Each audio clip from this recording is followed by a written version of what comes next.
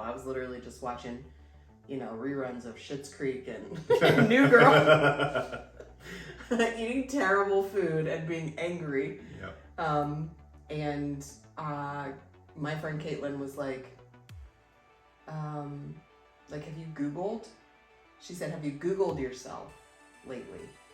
And which I thought was a bizarre question, because who Googles themselves? And I was like, no, that's so weird. Why would I do that? And she was like, Yeah. You might want to Google your name. And I was like, you're a crazy person. Yeah. And then she was like, well, a lot of information about your life has been shared online. Yeah. And she was like, if you're cool with it, I'm cool with it. Because I think I only casually knew.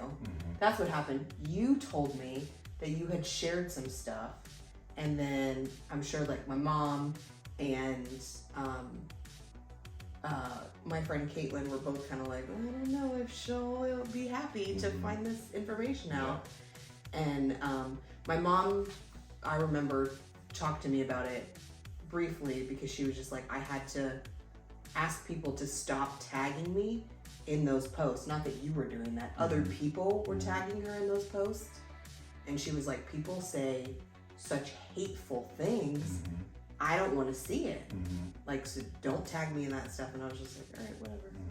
And I just kept it rolling. And it wasn't until Caitlin made a thing about it, because I think you were like, oh yeah, people on TikTok, praying for you. And I was like, oh, that's so nice. Yeah. So it was very bizarre to find that information out later, because I probably would not have shared this type of information about myself. Right.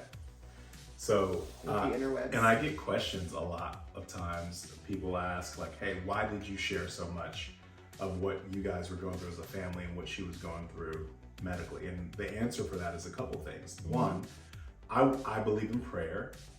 And I wanted everybody who believes in prayer and believed in miracles and believed in God to jump in on this. For sure. Because if there was anything I was going to risk it all for, it was going to be you, girl. If I was going to risk it all. I literally can't. So I needed everybody to be in there praying. That's number one. Number two, at some point, and it was probably interview number 3, I realized that if you were if the hospital was going to do everything they could for you, they had to be held accountable. Now, we had great doctors, great medical staff. That hospital was phenomenal. I really admire and respect all of them. And they would look at me and say, your wife's gonna get the best care. We're gonna give her the best care. We're gonna get the best care. And you're like, I'm gonna guarantee it. And I felt like, yeah, I know she will.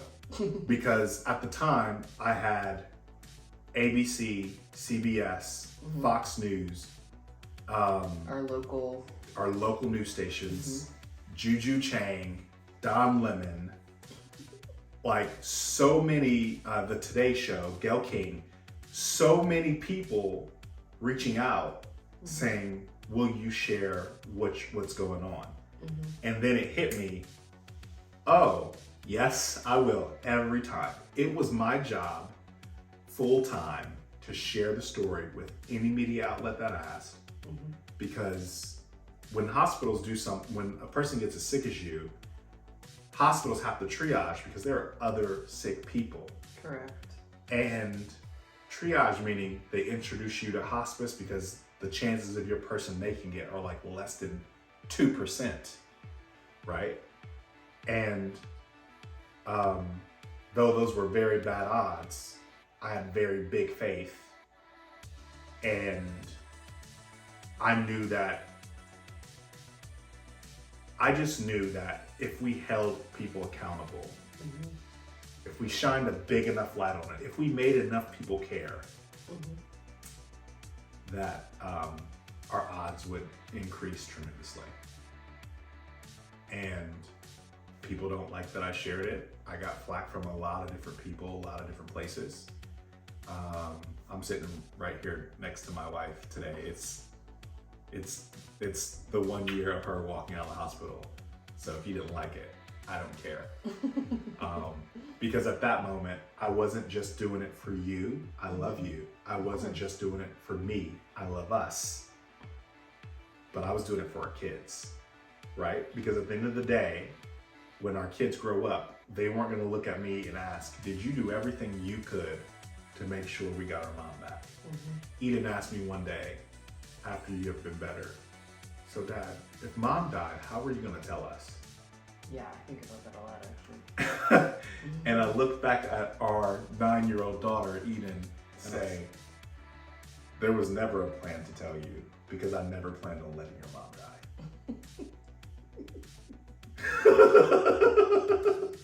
You're wild out here. If by wild you mean gangster, then yes. Correct. Yes. There was never a plan to tell you. Because there was no plan B. There was not a thought, a universe, a place in my body or my mind that you weren't gonna make it. So, pow. I love you. Forever an optimist. I love you. I love you. I mean, why not believe in impossible things? Why not believe crazy things, right? Like, I grew up believing that, well, I mean, coming from where I come from, I have to believe that the impossible can happen. But in our... I know, it's easily your, like, best and most infuriating trait, like, simultaneously. It infuriates you when I... Tell me more. Because that's not how I'm wired. Yeah. So it like blows my mind that you'll be like, I'm gonna do this. And I'm like, with no plan? It's amazing.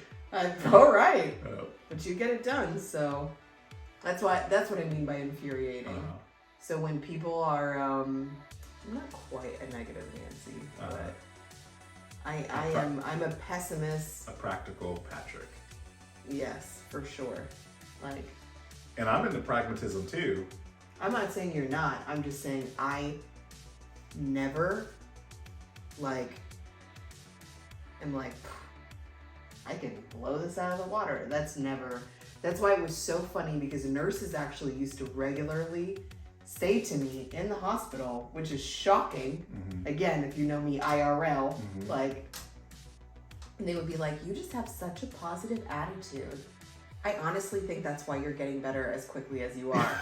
And like, I was like, this is comical because I can't talk to even respond to this. It's like you don't know me at all. That's incredible. But I kid you not, like, because there were people, obviously, like the physical therapy and occupational therapy team were with me basically from the very beginning of me being there.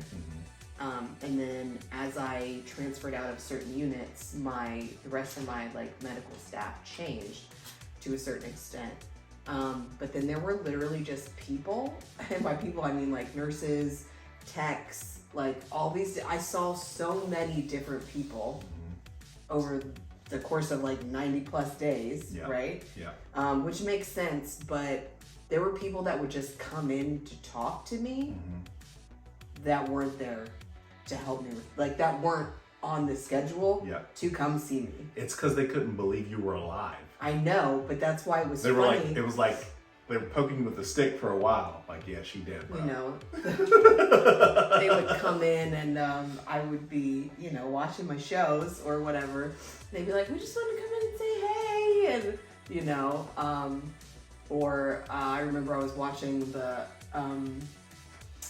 what was it? Was it season 3 of You that came out on Netflix, and it had just come out and I was watching it. It was like late in the evening because there weren't going to really be any staff to come in except to like check my blood pressure or something. And one of the nurses walked in and she was like, no, I haven't watched it yet. Is this the new season? And I was like, I'll turn it off right now. Like, you know. And I think the thing you got to understand is for them during the pandemic, you being alive and moving forward was such a beacon of hope for them. I hear that all the time. Yeah. It was such a beacon of hope for them. People say that every time on TikTok or Instagram, I'm a nurse and your wife's story gave me hope. So they wanted to come and behold. Which, like, not this isn't about me, but like that doesn't surprise me anytime I see those comments. Yeah. Because literally nurses who were not like staff for my medical care would come into my room all of the time. Yeah. Like all of the time. Very cool. Like that one.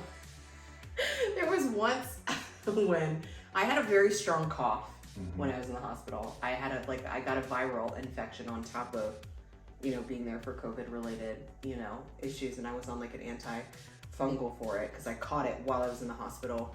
And a lot of people commented on the cough because they were like, no, that's a great sign, which was sucky for me because it felt terrible.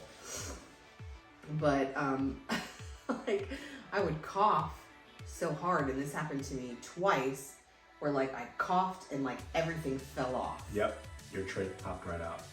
Okay. I was there for one of those. Do you remember that? Yes. And like that, I think that was like the second time, so I didn't panic quite as much. But if you're being told that this machine is breathing for you, Yep. In my brain, I was like, what does that mean? Does that mean that if this comes, like, I'm not going to be able to, there's going to be, what's going to happen? Right? And I'm not I'm not a stressor. So it's not like I was thinking about it before it happened. But I was in my room late at night and I had this issue with my call button on my thing. And it was funny because the nurse that always like tucked me in for like quite a long time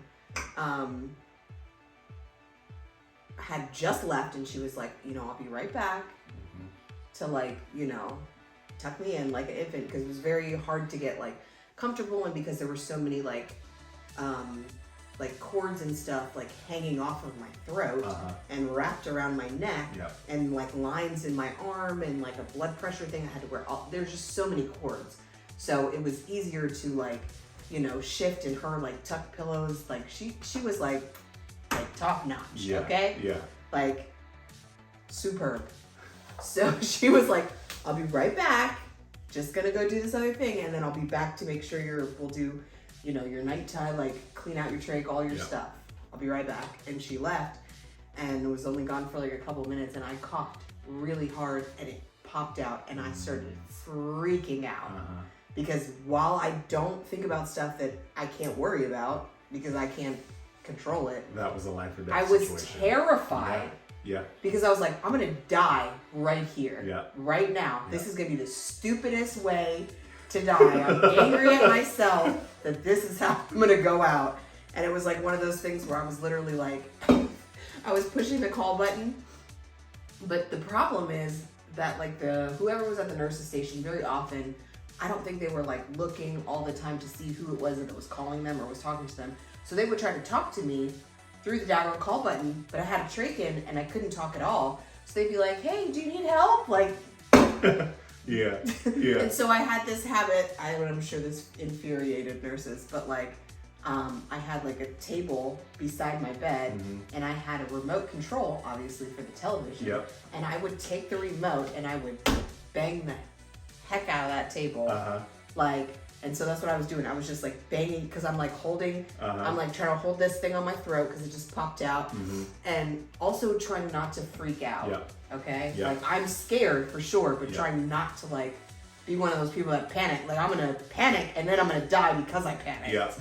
And so one nurse came in. She was a traveling nurse and she was so nice. And she came in and I was like, because it's not like I could be like, it fell out. Like, she came in and she was like, oh my God. Like, and then that made me start to worry more because she was like, she came over and then she was like, the door was still open. So she was yelling for other people. So there were like, I promise, like probably like 7 or 8 nurses that were all in there because at that point, of course they were. Because then I was even after I knew that I wasn't gonna die, that's when all of the emotions came, and I was like bawling my eyes out, and I was just crying. And the next person that would come in would be like, "What happened?" And I'd be like, "It fell out," like a small child does when they get hurt, and the next person asks them, they're just like in tears instantly again. All of that happened, and then my original nurse walks in the door, and there are like 7 other nurses in there, and it's late, and she's like, I left for like 3 minutes, like, what did you do? And obviously I had a habit of when I first woke up pulling that out, And so I remember getting scolded multiple times when I had coughed and that had like popped out or whatever. And they're like, if you don't, and I'm like, I didn't do it this time. Yeah. Yeah. I promise. It was. I just coughed. So, talking about your Man, tray I was so popping scared. out, it was so funny. Not funny, it's funny now. But when I was in there and it happened, weird. when I was in there and it happened, not funny, haha. Funny, weird, yeah. Funny, terrifying is what that was. Your nurse that day was Will. Oh yeah, Will was And the it guy. popped out and it felt like an episode of Stranger Things. Will! Will! Literally, because I was like, I'm calling his name like frantically. yes. So yeah. Man, Good. Awesome. that was terrifying. That was easily the most scary like moment of my life. If you Like, guys car accidents, nothing, not even one thing. That's great. Tops that. Them telling me they were gonna slice my stomach open to take my babies out. None of that. I was like, oh, I'm about to die. You're so funny. She finna be dead if she panics. Like, just somebody better come in here real quick. You're so funny. It's about to be it for me. That's incredible. Thank you for watching our video. Subscribe, and new videos happen every Sunday night.